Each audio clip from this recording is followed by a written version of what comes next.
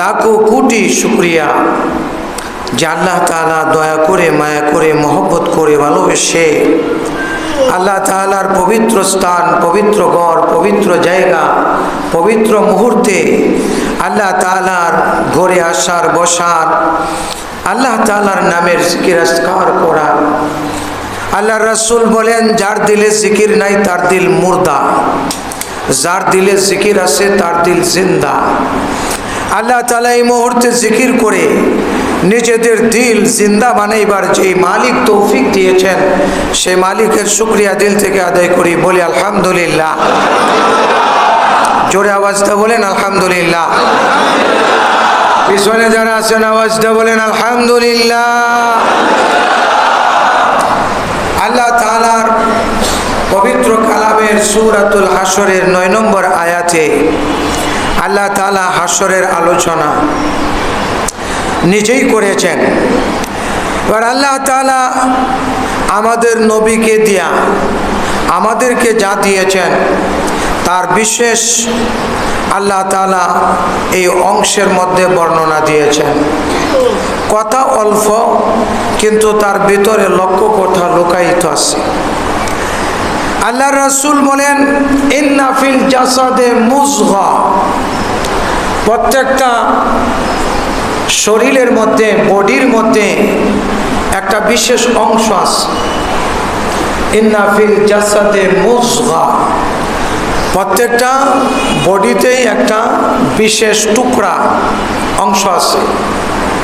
ফাইদা সালুহাত সালুহাল জাসাদু কুল্লু, আল্লাহ রাসূল বলেন, ওই অংশটুকু যদি ভালো থাকে, ঠিকঠাক থাকে, তো পুরা বডিটাই ঠিকঠাক আছে। ওয়াইদা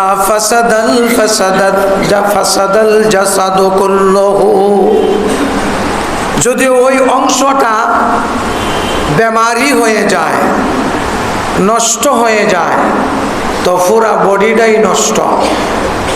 আল্লাহ রাসূল বলেন, এটাকে তোমরা চিনো? আলা, অমিয়ারা শোনো, ওয়াহিয়াল কলব, সেটা হলো মানুষের একটা কলব। মানুষের বাম সাইডে বুকে এই জায়গার মধ্যে আল্লাহ তাআলা এটা সেট করে রাখছেন কলবটা।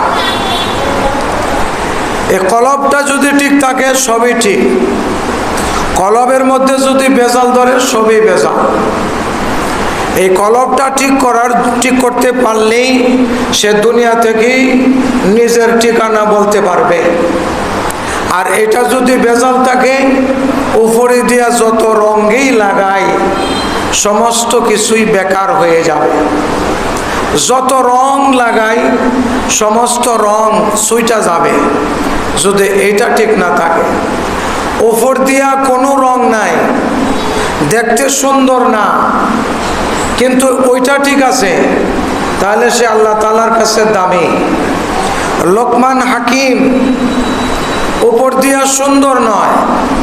পৃথিবীতে কালো মানুষের মধ্যে 3টা কালো মানুষ আল্লাহর কাছে বেশি দামি। এর মধ্যে একজন হলো লোকমান হাকিম।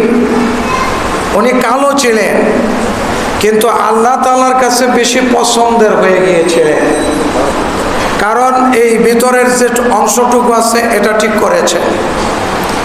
এটা ঠিক করার মাধ্যম 3টা। আল্লাহ তাআলা যা দিয়েছেন নবীর মাধ্যমে তা গ্রহণ করা, যা নিষেধ করেছেন তা ছেড়ে দেওয়া, আর আল্লাহ তাআলার বেশি বেশি জিকির করা, আল্লাহ তাআলাকে বেশি বেশি ডাকা, আর আখিরাতের চিন্তা ফিকির করা, আল্লাহ তাআলার বেশি বেশি স্মরণ করা, আল্লাহ তাআলা নবীর মাধ্যমে যা দিয়েছেন সব গ্রহণ করা। আখিরাতের চিন্তা ফিকির করলেই এই জিনিসটা ঠিক হয়। নয়তো আর কোনো মাধ্যম এটা ঠিক করার নাই। যে যত বেশি আল্লাহ তাআলাকে ডাকবে তার তত বেশি কলবটা পরিষ্কার থাকবে।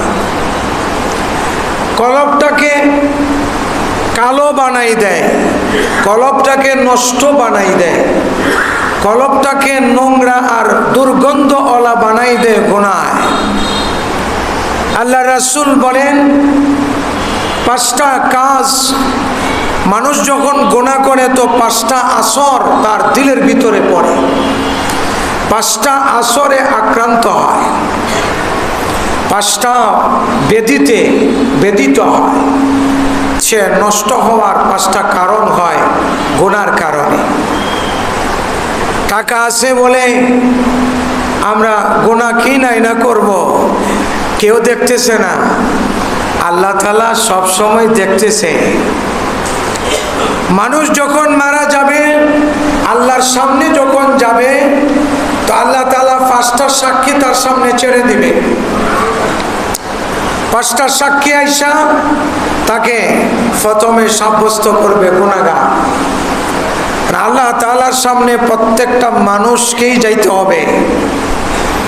প্রত্যেকটা মানুষ যখন আল্লাহর সামনে হাজির হবে, তো আল্লাহ তাআলার ভয়ানক আযাব দেখে, কারণ কবরের মধ্যে তো কেউ না দেখলেও কবরে যদি গুনাহ কইরা যায় ফিডা আছে না নাই, কবরের আযাব আছে না নাই, আছে।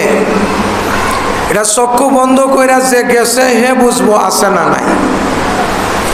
কবরে যাওয়ার পরে যে ধরনের আযাব মানুষে দেখবে, সেটা দেখার কারণে আল্লাহ তাআলার সামনে যখন হাসরের মাঠে উঠবে, সূরা হাসর, এটা হাসরের মাঠে যখন, হাসর মানে একত্রিত হওয়া, একত্রিত যখন মানুষ হবে, তখন আল্লাহ তাআলার সামনে যায়া সে গুনাহ অস্বীকার করে ফেলবে, আমি কোনো গুনাহ করি নাই।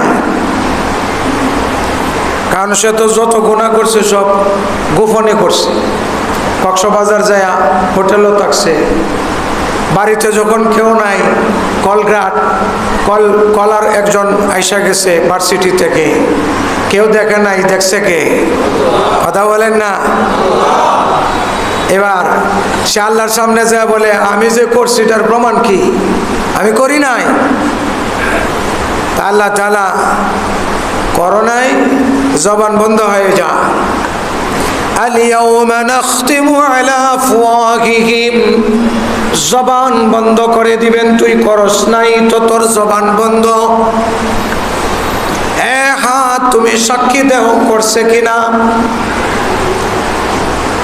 আল-ইয়াওমা নাখতিমু আলা আফওয়াহিহিম ওয়া তুকাল্লিমুনা আইদিহিম ওয়া তাশহাদু আরজুলুহুম বিমা কানু ইয়াকসিবুন। জবান বন্ধ হয়ে গেলে, জবানের মধ্যে কি এমন কোনো জিনিস আছে যে কথা বলাইতে পারে? কিছুই নাই।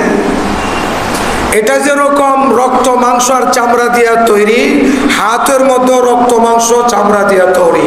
এটা যেরকম আল্লাহর হুকুম পাইলে কথা বলতে পারে, আবার এইটাও আল্লাহর হুকুম পাইলে কথা বলতে পারবে। সুবহানাল্লাহ। আল্লাহ তাআলা জবান বন্ধ করে দিয়া বলবেন কথা বলো, তো সাথে সাথে জবান বন্ধ হওয়ার পরে জবানের কথার মতো হাত কথা বলা শুরু করে দিবে। হাত বলবে, আল্লাহ সে যে অস্বীকার করলো, আপনি ছাড়ার কেউ দেখে নাই, আপনারা অস্বীকার করে বসছে, আমি নিজে তার সাথে ছিলাম, সে এই গুনাহগুলা করছে। তখন তার দিলের মধ্যে একটা কামড় দিবে। এভাবে সাক্ষী আল্লাহ বানাইব, হাতের কল্পনা তো করি না। তখন সে বাঁচার জন্য আল্লাহকে বলবে, আল্লাহ এই সাক্ষী আমি মানি না, আপনার হুকুম দিচ্ছেন দিকা হাত কথা বলে, এটা আমার নিতে হবে, হাত এটা আমি মানি না। হাতে আবার কথা বলে কেমনে? হাতে কি কথা বলার যোগ্যতা আছে? আপনার কুদরত দিয়ে বলাইতেছেন দিকা বলতেছে, এই সাক্ষী আমি মানি না। আল্লাহ তাআলা বলবেন, ঠিক আছে, হাত তোমার বলা লাগবে না। কিরামা কাতিবিনা ইয়ালামুনা মা তাফআলুন। হে ডান সাইডের ফেরেশতা, বাম সাইডে যে ফেরেশতাই লিখেছে জীবন ডায়েরিটা একটু পয়রা পয়রা শোনাও। জীবন ডায়েরি পড়া শুরু করবে ডান সাইডের ফেরেশতা। এবার কই, আল্লাহ আপনি যে সাক্ষী আমার সামনে আবার আনছে, এটা আমি কিভাবে মানবো? এটা তো কোনোদিন দেখি নাই। কিরামান কাতিবিন আমরা কোনোদিন দেখছি? আছে মনে করি মুসলমান হিসাবে, হিন্দু কি মনে করে যেখানে ফেরেশতা আছে? আমরা ওয়াজ শুনতে শুনতে আমাদের একটা বিশ্বাস হয়েছে যে ডান সাইডে একজন ফেরেশতা আছে, বাম সাইডে একজন আছে, এটা আমরা মানি। কিন্তু যে কাফের সে কি মানে? সেদিন বলবে আল্লাহ এটা আমি মানি না, এটা তো কোনোদিন দেখিই নাই। গুনাহ থেকে বাঁচার জন্য তার বেজালটা লাগছে কোথায়? কলবে। তার বেজাল লাগছে কোথায়? কলবে। এ কলব ঠিক নাই। বাঁচার জন্য এখন আর চেষ্টা করলে আল্লাহর সামনে বাঁচা যাবে? বাঁচা যাবে না। সে যখন বলবে আমি এটা মানি না, হে আল্লাহ এই সাক্ষী আমি গ্রহণ করলাম না, আপনি যে সাক্ষীগুলা আমার সামনে আইনা হাজির করেন এগুলো আপনার কুদরত, যেটা কোনোদিন দেখি নাই, যে হাত কোনোদিন কথা বলে নাই তা বলতেছে, যে ফেরেশতা কোনোদিন দেখি নাই সেটা কথা বলতেছে। তবে যা যায় আপনি আমাকে দোষী বানাইতে চান, আমি কিন্তু দোষী না। চুরি তো চুরি, আবার সিনা চুরি, এমনি তো গুনাহ করছে, আবার আল্লাহর সাথে যা ফাট লইতেছে বাঁচার জন্য। কারণ আল্লাহর রাসূল বলেন তার কলবে বেজাল ধরেছে। কলব যদি ঠিক হয়ে যায় তো সব ঠিক হয়ে যাবে। আপনি বুজুর্গ কি না, আপনি আমলদার কি আমলদার না, আপনি আল্লাহ তাআলার কাছে পছন্দ কি পছন্দের না, এটা বেশবাস দিয়া বিবেচনা করার নয়। আপনার দিলের ভিতরে যা আছে সেটা দিয়ে আল্লাহ তাআলা বিবেচনা করবে। মানুষ আমাকে কি বললো না বললো এটা আমার কিচ্ছু যা আসে যায় না। আল্লাহ যদি আমাকে বলে আমার বান্দা, তাহলে আমার সব কিছু হয়ে যাবে। সেই জন্য তিনটা জিনিস মানুষকে ব্যতীত করে। হায় হায় কি হবে, কিভাবে চলবো, রিজিক কোথায় থেকে আসবে, সব কিছু তো বেজাল, আমি কোনটা খাইব, কোনটা খাইয়া বেজালে পড়বো, আমার ভবিষ্যৎ কেমনে চলবে।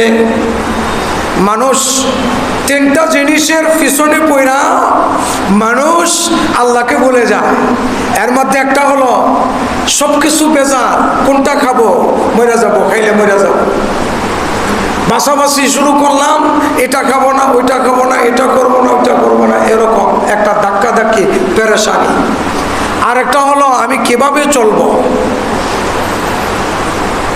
আপনি কি খাইবেন না খাইবেন, আপনি সব কিছু কিনে আনলেন একবারে, আপনার সৌদি আরব থেকে বা সেরাটন থেকে অর্ডার আনছেন খাওয়ার জন্য, পেট খারাপ হয়ে গেছে, আর খাইতে পারবে?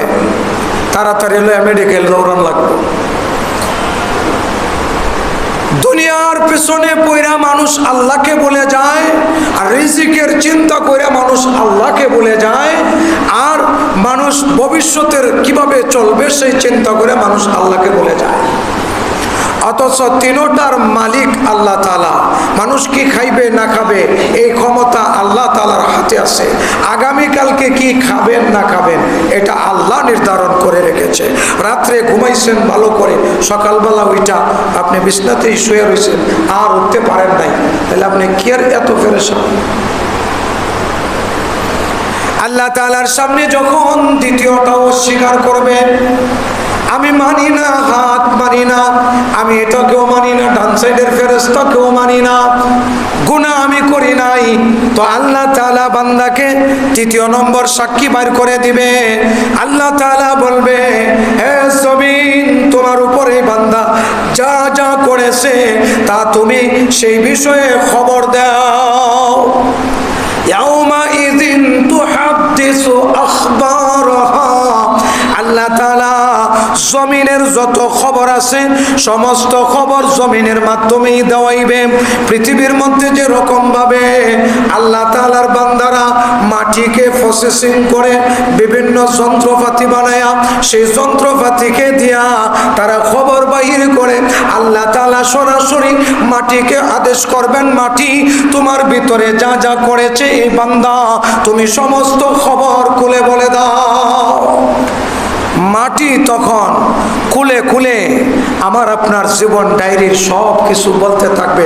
খবর, আখবার, আমরা যেটা বাংলাতে বলি সংবাদ, ইংরেজিতে নিউজ, আর আরবিতে হলো খবর, আখবার।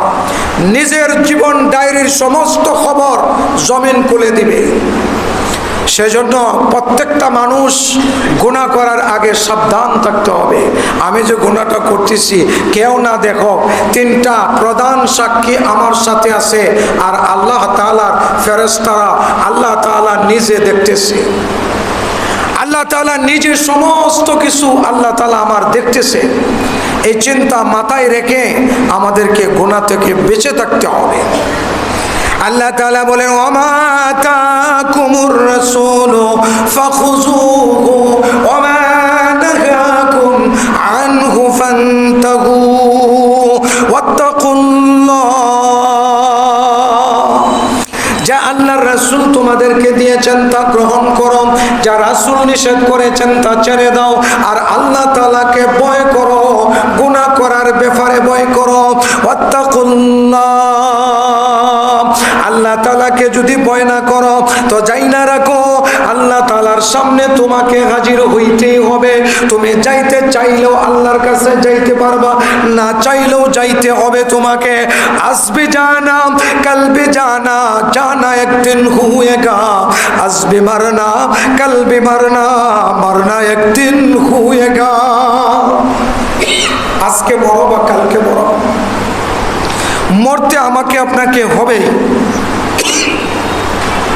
কেউ আজকে মরতেছে, কেউ কালকে মরবে। পৃথিবী কেউ থাকতে পারবো না। আল্লাহ তাআলাকে সবসময় ভয় করে চলতে হবে। গত শুক্রবার একটা ঘটনা শুরু করেছিলাম।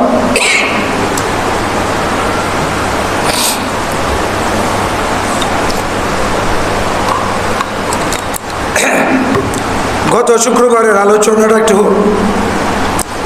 শিক্ষণীয় বিষয় হিসাবে আমাদের শোনার দরকার। আল্লাহর নবীর সাহাবী জীবনে প্রথম সুযোগ আসছে বিবাহ করা। বয়স 30 পার হয়ে গেছে, আবার চেহারা দেখতে সুন্দর না, উঁচা লম্বা, আবার কালো। বেলাল, লোকমান হাকিম আর এই সাহাবী, তিনজন সাহাবী ছিল। তিনজন ছিল অত্যন্ত কালো, কিন্তু আল্লাহ তাআলার কাছে অতি ভালো, আল্লাহ তাআলার কাছে অতি পছন্দের লোক। এই মানুষটা অনেক কালো, উঁচা লম্বা, যার কারণে মানুষ তার কাছে বিবাহ দিতে রাজি না। এবার সুযোগ আসছে, টাকা পয়সাও সবকিছু হয়ে গেছে, বাজারে গেছে, বিবাহের বাজার ক্রয় করা হয়ে গেছে। এমন সময় আল্লাহ তাআলার রাস্তায় জিহাদের ডাক আসছে, নিজের জান দিয়ে